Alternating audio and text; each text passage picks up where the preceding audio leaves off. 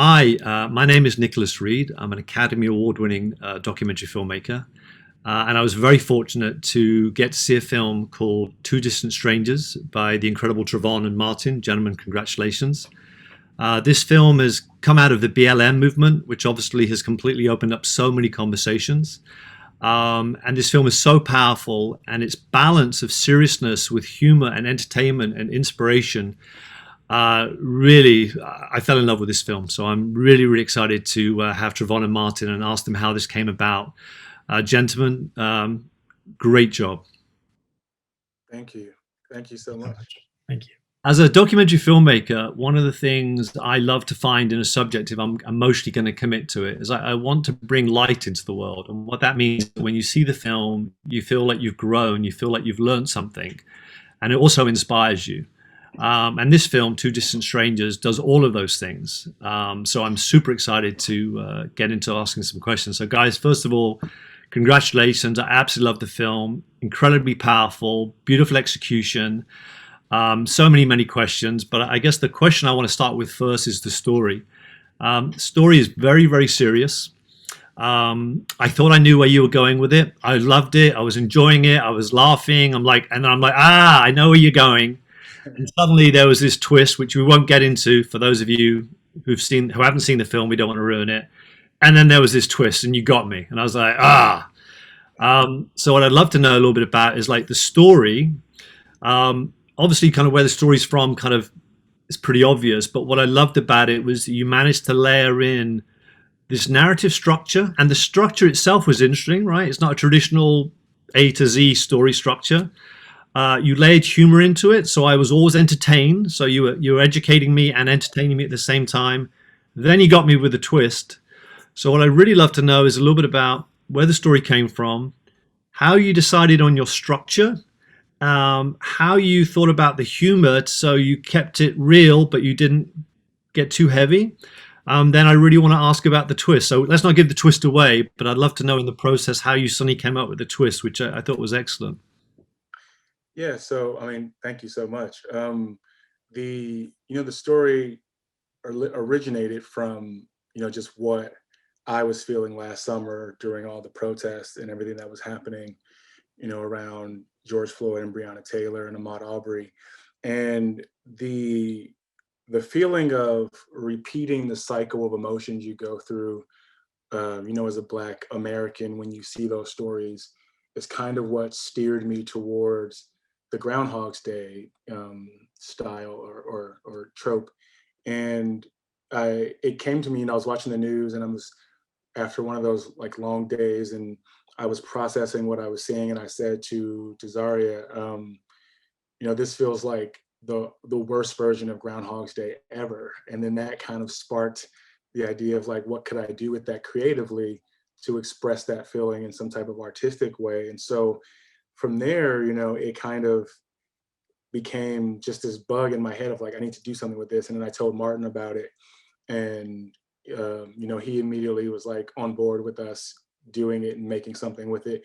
And because I'm naturally a comedy writer, that's my trade, is I deal in comedy. So I knew I was going to write something really heavy and somewhat dark, but I start from a place of humor, and in our lives, they're not are we don't live in genres, you know what I mean? Like we don't live in just a comedy world or just a drama world. And so in films we do that, but this story felt like it needed to represent reality. And that reality is, you can be having a very sweet rom-commy moment with someone you just met, and then that can turn into a horror story on a dime. And so it was trying to figure out how to balance those two worlds and those two feelings. And we experimented with different ways of you know getting that across, but what we ended up finding was the best way to do it excuse me, was to do it as grounded as possible,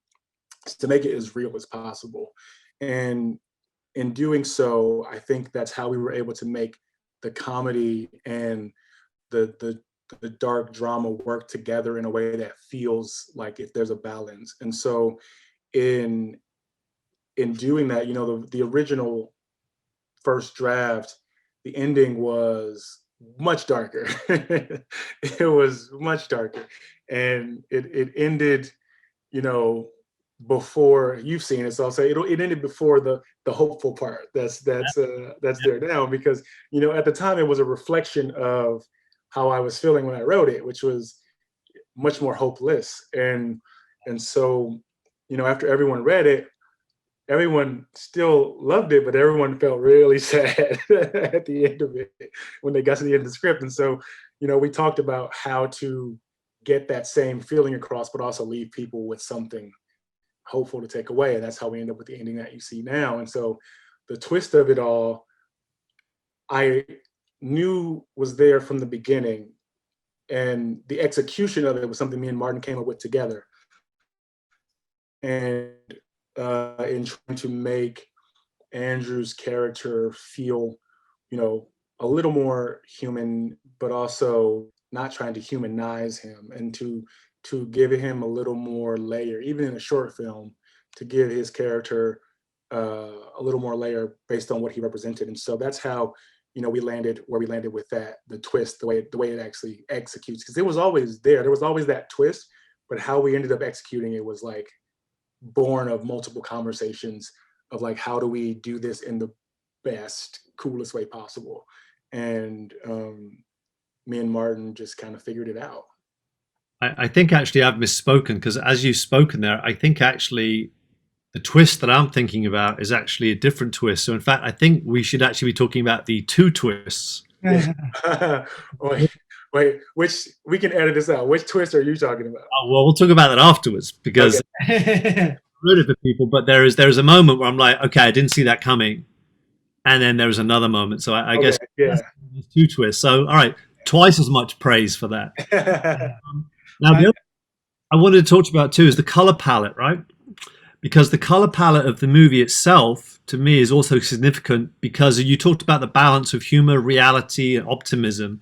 You talk a little bit about how you decided on that, on the color palette, because I thought that also was a really beautiful, again, another layer of your filmmaking. Yeah, I mean, so I'll let Martin take part of this too, because I personally chose Joey's colors, the Mhm. things that he wears, everything that he's actively wearing. I purposefully chose those colors, and you'll notice it's black, red, yellow, and green, and those are the Pan African colors, and so that's what he represents, on just a separate level beyond what's happening in the film. And then Martin and our DP Jessica Young, who's incredible, kind of worked together to come up with the color palette for the actual film itself, beyond just figuring out clothing and things of that nature. Yeah, what were your references, Martin? What were you thinking about when you came up with that Yeah, idea? it was to answer that. Just take it back a tiny bit. Like Travon's process on writing this, we would sort of talk. Like I was involved from the 2-line pitch part of it, and we would sort of discuss the plan and discuss the outline, and then he would go away and write it. And what was fascinating was it started off a lot funnier, like when we would debate it, like because that's Travon's background, and so I was quite, I was quite involved in sort of the structural discussions and the twist discussion stuff. But then he would come back with these scenes, and they were just so much. Even the funny scenes, weren't as screwball silly as we were initially discussing. And he's like, I just can't. This is just what's coming out. And this whole process for me was an exercise in uh, is that truly telling someone else's story. Truly. I saw my job the whole time as to hold him accountable to find the best version of the story he was trying to tell. And so when that became clear, we ended up with the film almost in two almost souls to it, right? It was very funny in places and extremely not funny in other places. And as Travon said, the more we worked on it, the more we ground on it, the more it became clear that we weren't going to shoot this thing like a comedy. We were going to shoot it. The references were all very 70s cinema. It was all like the score, the color, the framing, everything, static shots and then extremely violent movements. It was everything about it was, from the sort of New York opening with that sort of that music. It was designed to sort of put you in a headspace of this is an adult movie that is going to investigate adult themes. It's not gonna. We're not gonna hold your hand. We're not gonna pander to you. We're gonna make you think right now.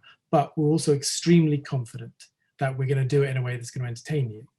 and that was our sort of intent. It's a very cocky intent in today's, like, you know, it's rare that you get to make that's the intent with which I've approached anything, of like, we're not going to spoon feed you, we're going to make it difficult in places, it's going to be very hard to watch, and the color palette, the music, the framing, all of it is designed to reference and put you in the headspace of cinema, like cinema, not a this isn't going to be a forgettable morsel of fun that's going to make you feel better. It's going to challenge you.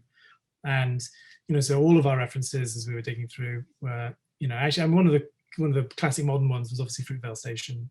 That was a pretty significant influence on us from a look point of view, because we wanted it to fit into this continuum of, because with the device, with the Groundhog Day device, with the playfulness that's inherent with that, we knew, like, that device has never been used before for a serious conceit. It's used for love stories. It's used for dorky love stories. That's what it's for. And that was Travon's kind of, that was the muse really striking him, was this device, which is famous now, and they use it all the time. He's like, yeah, but I've got a way of using it where it means something, where it sheds light on the human condition in a way that's hasn't been done before.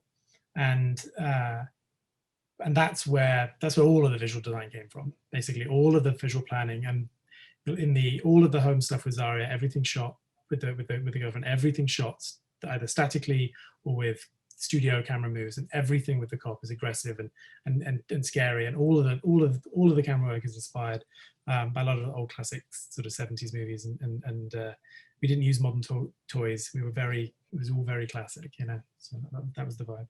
Yeah, I mean, I think that, you know, in my line of work, I use the word magnetic. And I think that, I don't know, perhaps that this is too harsh, but I felt like you would give me a slap and then, you know, come on, have a bit of cat. And you managed to deliver these very serious messages. And just as I was about to go, oh no, you kind of, but come on, it's okay, we can, you know. And it was really, really beautiful. So I guess the big question now is, you know, so you have this great idea, you develop it, you have a great idea, then you have this small problem called production during COVID. So how do you cast a movie? How do you get people together? How do you figure out the set? You know, you're clearly, you know, a lot of enthusiasm, less money involved in these things. It's a lot of passion. So talk to me about that. So Travon has this great idea. You go, yes, it's a great idea. You have this incredible script, and then you go, okay, how do we shoot it? Just to give Travon his due, he pitched me this great idea, and I said, "This is great, but like, this is madness. This can't happen." And he was like, "I'm sure we can find a way, Martin." And so, and he's just so charming. You know, it was hard to say no. But yeah, I run a production company as well, similar. I think possibly similar to yours by the sound of things. We don't do online ad stuff, but we do a lot of production, and we've been going quite a while, and it was the week that COVID restrictions were released, were not released, but, you know, SAG was signing paperwork again. You were allowed to do it, and the whole team here, everybody jumped on board, and lots of favors, lots of love, and I mean, also, like, you know, we had this incredible backing from. So I have a production company called Dirty Robber, and we've sort of got the boots on the ground knowledge. But Travon also, with two of his dear friends, put together a new production company, a new entity, and they were able to find us funding and find us access to this amazing talent. They were really able to tap into everybody last summer wanted to do something, right? No matter what industry you were in, and what I had was, you know, bluntly put, a very white production team that knew how to make things, and that are, you know, relatively young and definitely very hungry and very game. And Travon was able to Travon, that was the easy part in a way. The magic was finding Joey, was finding, you know, the funds, was finding that, and that was all through Travon and his universe. It was a very impressive thing to watch. Guys, you know, the performances are extraordinary, and I wanted to talk about two things. One is, you know, how you found your young man, how you found your policeman. The scenes where the policeman is spouting vitriolic words, I guess, is the safest way to say it, and the incredible hopeful optimism of your lead guy. And it comes back to the, again, I think the execution is amazing. The layering of the music, the look of it, the way Travon, you talked about the importance of the colors on the people. But can you tell us how you found those two particular actors, and what was it like shooting? Because I can imagine that it was very emotional for both of them, and you clearly tapped into it, beautifully. But I'd love to know a bit about that because it was extraordinary. Yeah, so the way I found Joey was through another director named James Samuel, who was in the middle of directing his own movie for Netflix called The Harder They Fall, and was like basically side producing our movie throughout the It's entire amazing. process, which was amazing to be doing both of those things. And I mentioned to him, we were looking for, who could play that lead, and he was like, "You got to get Joey Badass," and I was like, I don't know Joey Badass. And I've seen his work, but I don't know him. And so he hangs up and he calls me back 10 minutes later with Joey on the phone in a three-way FaceTime. And he's saying, yes, he would do the movie. And he hasn't even read the script. just from James's, whatever he said to him in that period of time, got him on board with the movie. And so I sent him the script. And a few, like later that night, he texts me and he's like, I love this. This is exactly the kind of stuff I want to do. And we were like pretty much off to the races from there. It happened so fast, and we were thankful for that because it needed to happen really fast. Because you're talking about casting a short film in the middle of a pandemic when no one wants to do anything, everyone's afraid to do anything, and like you have a high level talent like Joey who's saying yes.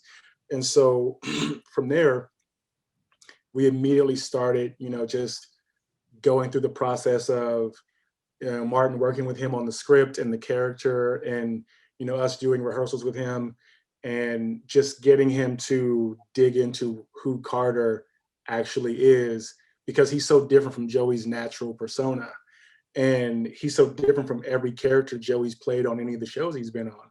And so in order for it to work, he had to not be Joey Badass. He had to be Carter. And he worked really hard. He cared a lot. And he found it. Like he really found it. And in the beginning, because he's so naturally cool and he's like just got this like suave demeanor, in the like take one or two, he's still shedding Joey, but by like take three, he's like fully Carter. And like, all right, now we're moving.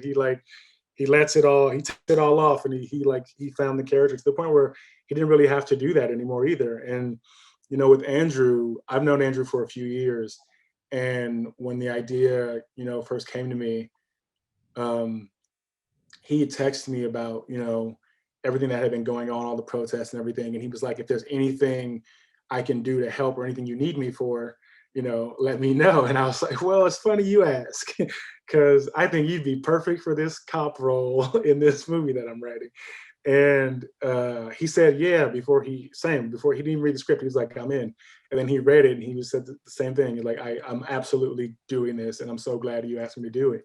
And then the two of them together, you know, they connected so well as people that it made the scenes so much easier. They were comfortable with each other.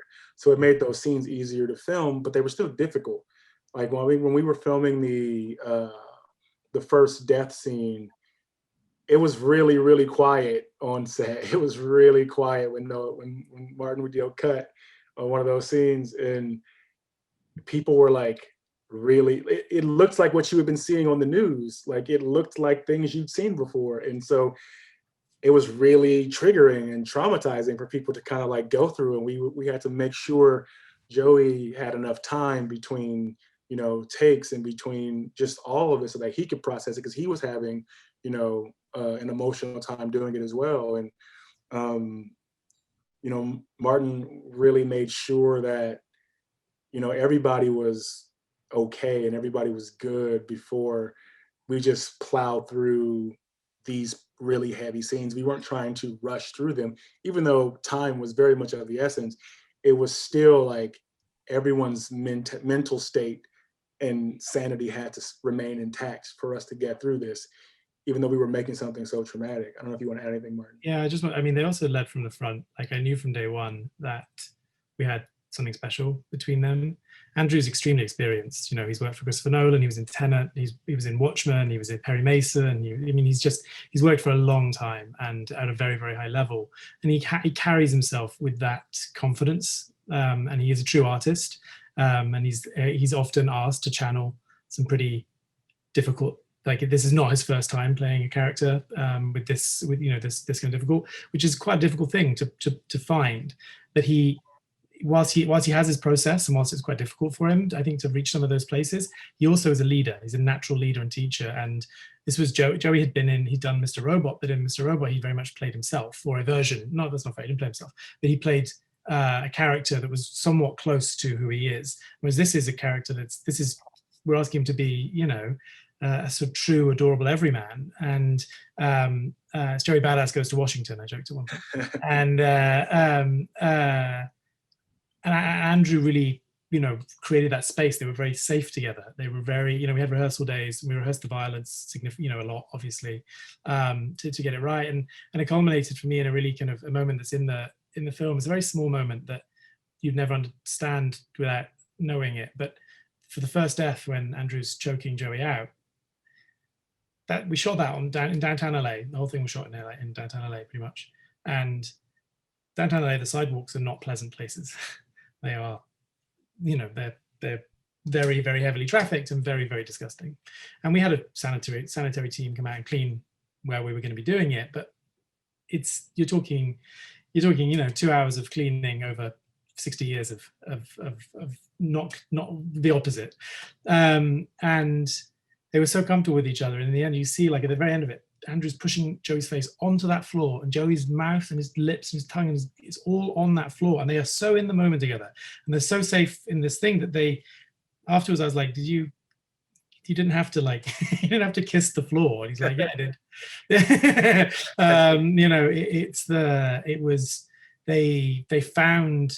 They really forgot where they were.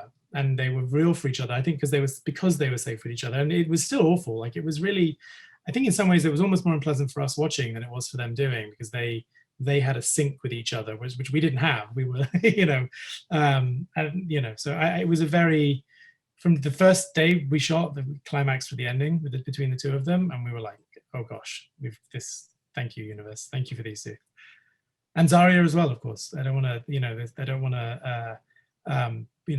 the grace and charm and wit and warmth that she was able to find, the anchor point of constantly returning to this maternal, beautiful, but very wise and sort of sassy spirit. Like, it was the interplay between the three energies. As before we even cut it together, I was like, oh my gosh, I think we sort of had a feeling, She was a great grounding. I agree. The other thing I want to say to people about this film is the film I made was called The Lady Number 6, and it was about the oldest living Holocaust survivor who was 110 years old, and she talked about life. And what was so great about that film is a multi-generational family would watch that film at the same time, and when you finished the film, it would spur such incredible conversation. I watched the film with my daughter the second time, who's 21 years old. And it had this incredible conversation. So one of the things I also so love about your film is it's a film that should be watched with parents and children, because the youth point of view and an older point of view, even within the same race, is different, right? The world is changing, but there are still inherent issues. And I would say to those people who haven't seen the film, please watch it with your children, grandparents, anybody, because it creates such an incredible conversation about human values, how you live your life, and it's extraordinary. So sorry, but that's something I would say too, which is watch it with friends and family, and the wider the age group, the better. I thought that was a thing I really loved about it. Thank you. Yeah, absolutely. A lot of people have actually said they've been watching it with their kids, which initially I was like, oh, that might be rough, but no, it totally. They've been having really great experiences. Yeah, it's now let me ask you on that question. You had a thought at the beginning, Travon, about what you wanted to do and the message you wanted to get out. It then developed with you and Martin as you developed it, and it developed again in post-production and everything else. What do you want people to take away from this film? I think I want people to walk away feeling like they have a little more empathy and understanding for why last summer happened and what people are feeling, what Black Americans feel living this repetitive cycle on a daily basis, and to hopefully connect to the idea that, oh wait, if there's people feeling like this every day and I only feel this way when I sit in front of a movie that's making me feel this way, something must be going on that I'm not fully tapped into or understanding. Even if I've tried to understand it, there's more to it that I could probably open myself up to beyond what I think I know or thought I knew, because it comes from a place, this film comes from a place of, feeling like a lot of times there's no hope, or that you're waiting for you yourself to become the next name on that list. And I want people to feel like they don't want to live in a country where that's a thing that people feel. And that they want to feel like, what can I do to help make a world where this movie no longer needs to be made, where this movie or this message no longer needs to be said, because we got it now, we figured it out, and we can move forward and progress from it. And so I hope that that's, what people feel and take from it. It's just, a little bit more empathy that will hopefully blossom into, something bigger. Martin, what about you? I think that this film, I think we thought this film was going to be very controversial when we were making it. I thought it was going to be very controversial when we were making it. I was in a lot of rooms, or the 2020 version of rooms. I was on a lot of Zooms in which the palpable rage of the African American experience that bubbled over, and it bubbled over through this one particular prism of police brutality. But obviously, that's a thin spigot through which a lot more is pouring, and with so much due cause. And I've been surprised at the overwhelm. We haven't really. We've had police people that have seen it, that have loved it. We haven't received any. We haven't gone wide release yet, and so I suppose I think for me, more than anything, I'm interested in people to come at it with. I'm interested for people who don't already understand our point of view to see it, and I'm interested to engage with them. And I don't think that art is designed to give a specific message, and that you've aced the test and now you've learned that lesson. But I think that it was made in the spirit of, Travon had this impossibly powerful feeling, and he found this very beautiful, very elevated way of communicating it in a way that I think you can understand his pain in ways that you can't get from a New York Times article, or you won't get from a CNN piece. You'll get it because it's presented to you in this format that you surrender to. Okay, I'm Carter. Everyone who watches it is Carter, and everyone who watches it feels the incredible unfairness of, not even of the threat of that feeling, of the imposition of that feeling, whether it's rational or not, and the profound unfairness of that. And so I think for me, like, what I hope is that when we get general release on this and when it goes broader, that we're part of a conversation, that we're part of, that the people that don't agree with us engage with it and engage with us. Well, gentlemen, congratulations. This film is up for Best Live Action Short. It's in the Academy Screening Room. I strongly recommend people to check the film out. And again, if you can check out the film with your children and family members, I think at the end of it, you'll find yourself having an incredibly spirited conversation. Beautifully written, beautifully directed, all the things that, a film needs to be to get to this level. And at the very end of the day, I would say, I would guarantee that if you watch this movie, you're going to get something out of it. So thank you so much. Much congratulations, because you've already achieved so much. And I hope that as the more and more people get to see the film, that I'm sure the conversation around this film and its message will only grow. So my hearty congratulations to both of you. Thank you so much. Thank you for your time today. Really appreciate it.